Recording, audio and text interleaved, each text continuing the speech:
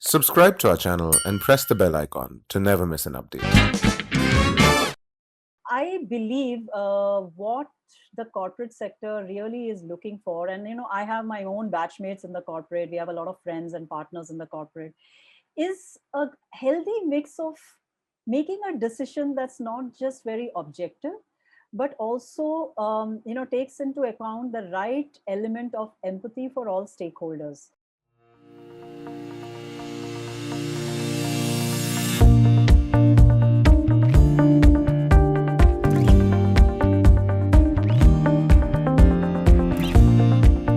When we talk about B schools in India, SPJIMR is regarded by most aspirants as an institute with a proper mix of academics and extracurriculars, which shapes them up for their careers.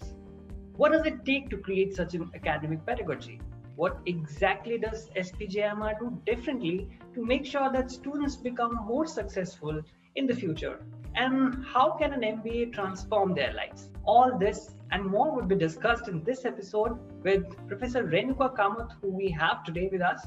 She is an Associate Dean of Academic Services and External Relations at SPJIMR. Thank you, Professor, very much for joining today and helping us understand SPJIMR a little better. Thank you, Paul, for having me over. Professor Kamath, getting right into it, what are the key highlights or features of the academic pedagogy that SPJIMR follows? I'm very proud of the fact that SPJIMR is a business school with a difference. And we don't just say it and we don't just write it, we actually live it. Let me just try and elaborate on some of the different type of things that we've been doing, and consistently so. And it's become part of the curriculum. For instance, the rural internship. So we want our students to go into the rural sector, apply management concepts in unstructured environments, understand people who have a very different background, understand that no problem comes to you packaged as marketing problem or a supply chain or an operations problem. It is a business problem. And also understand that financial constraints are real constraints. So can you actually, as a student or a student of management, give solutions to these NGOs to ones that benefit them? So they are sent into a rural internship. It's a credited internship. 100% of the 2-year and the 1-year program students go and do these internships. Business simulations is another one which is predominantly used. We are one of the first business schools way back when we started using simulations. Come to a situation where we have partnered with the Harvard Business School. I personally have been teaching through simulations right from the day I started my academic career. After my corporate career, I shifted here. And I find it an amazing tool. The other thing that we do very different is, and this is something we are really proud of, I don't know if any other business school does it the way we do, is we have a course on science of spirituality. And what it really teaches you is, mindfulness, being comfortable with what you have, being comfortable with the choices that you have made, making sure that you find the best way to tackle what we now know as an acronym called FOMO. We also have what is called, and students are very fond of it. It's called PG Lab, Personal Growth Lab.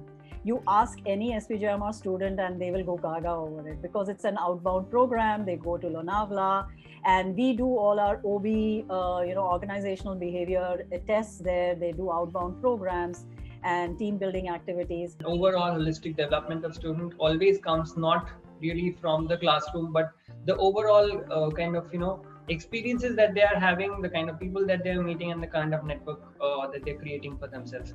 An internship with an NGO, as you mentioned, and a program like Abhyudaya, where mentoring is provided to an underprivileged student.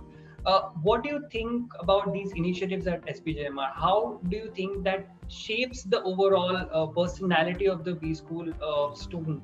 Paul, I'd like to begin with a story here. And this is a story of a particular Sitara. Sitara is the child who's a beneficiary in our Abhyudaya program.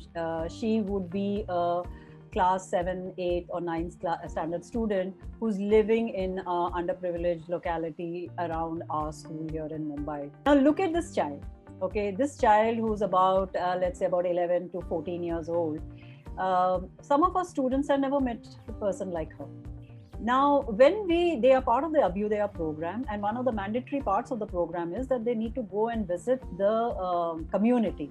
When they go and visit the community and sit with the Sitara, understand her problems, meet the family, meet her siblings, it's a world change that comes over. At a holistic level, they kind of start appreciating that there is a real India somewhere else. So there is Bharat, as we call it, and there is India, which they probably are used to. The SPJIMR program involves a 3-week international immersion program.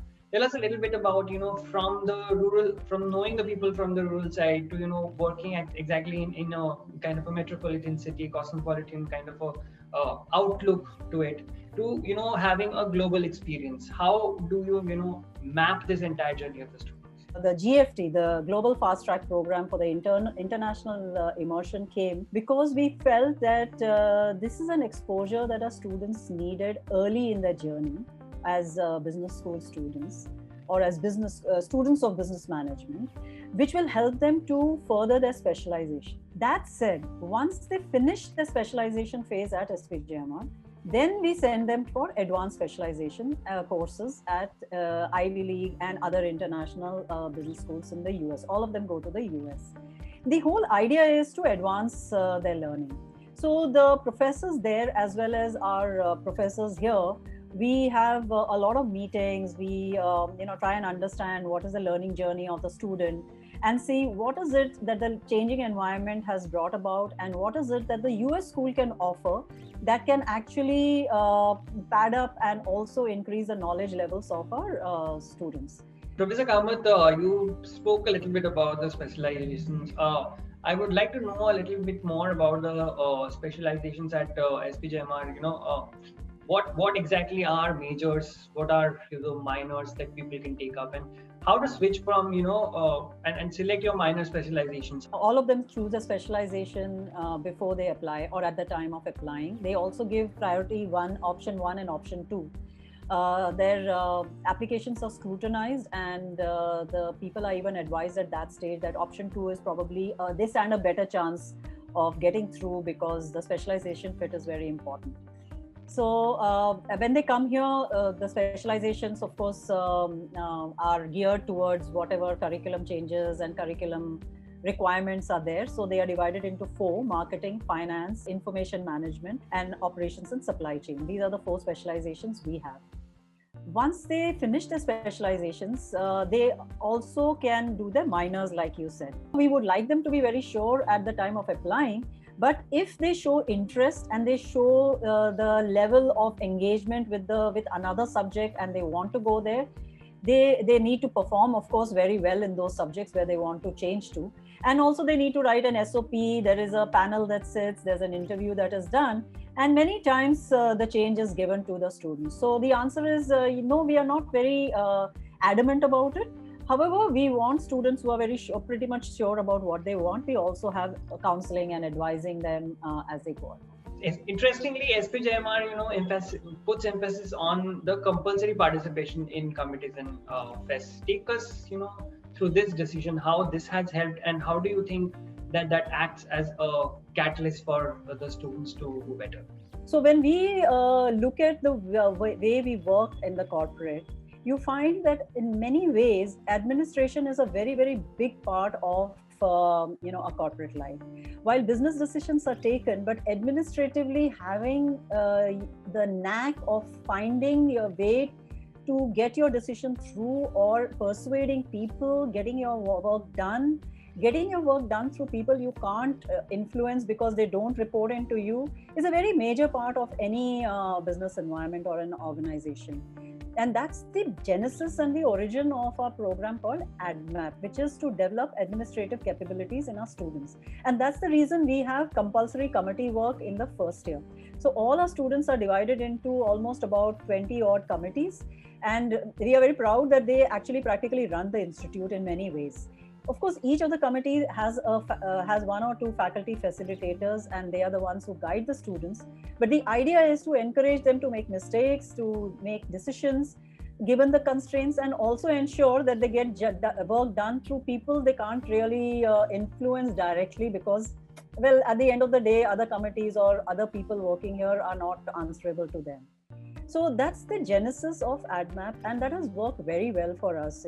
Apart from compulsory committees, there are also voluntary clubs and committees. Moving on, at the end of 2 years, students are striving for that big placement day when a lot of these companies come in on campus. How do you think this entire academic pedagogy that you have built over the years at SPJIMR helps them in, getting these opportunities from these dream companies that come on campus?